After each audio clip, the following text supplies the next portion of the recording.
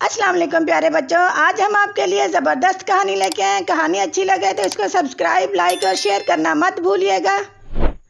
ایک دفعہ کا ذکر ہے کہ ایک کسان کھیتوں میں کام کر رہا تھا۔ اسے پاس سے ایک نیولے کا بچہ ملا جو بالکل چھوٹا سا تھا۔ اس کی ماں مردہ حالت میں اس کے پاس ہی پڑی تھی۔ کسان کو نیولے کے بچے پر بہت ترس آیا اور وہ اسے اپنے ساتھ گھر لے آیا۔ اپنی بیوی کو بلایا اور سارا قصہ سنایا۔ کسان کی بیوی کہنے لگی، ہم اسے اپنے ساتھ نہیں رکھ سکتے۔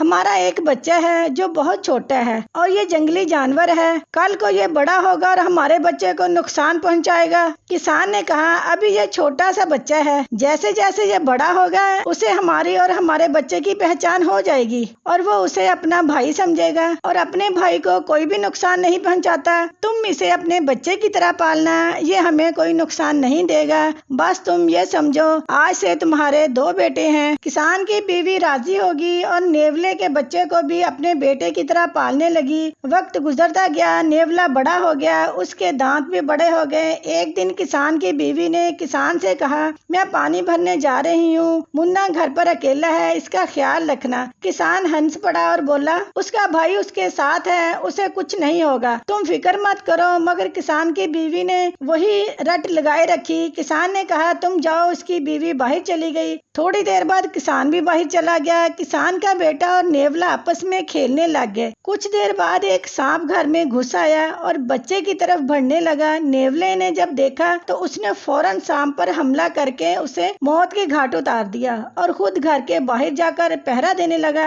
اتنی دیر میں کسان کی بیوی واپس گھر آئی تو اس نے نیولے کے منہ پر خون لگا دیکھا تو وہ چلانے لگی، ہائے میرے بیٹے کو نیولے نے کاٹ کھایا۔ اس نے بغیر سوچے سمجھے پانی کا مٹکا نیولے کے سر پر دے مارا۔ نیولا موقع پر ہی ہلاک ہو گیا۔ جب وہ گھر کے اندر داخل ہوئی تو اس کا بیٹا کھیل رہا تھا اور پاس ہی ایک سانپ مردہ حالت میں پڑا تھا۔ تب اسے ساری بات سمجھ آ گئی۔ اتنی دیر میں کسان بھی گھر آ گیا۔ جب اس نے سارا قصہ سنا تو اس نے اپنی بیوی کو بہت برا بھلا کہا اور پچھتانے لگا۔ کسان نے بیوی سے کہا، تم نے جلد بازی کی، ایک وفادار بیٹا نیولا کھو دیا۔ کسان کی بیوی بھی رونے لگ گئی اور اس نے کسان سے معافی مانگ لی۔ پیارے بچوں، اس کا مطلب ہے ہم جو کام بھی کریں سوچ سمجھ کر کریں۔ جلد بازی میں کوئی کام نہیں کرنا چاہیے۔ جلد بازی ہمیشہ نقصان کا باعث ہی بنتی ہے۔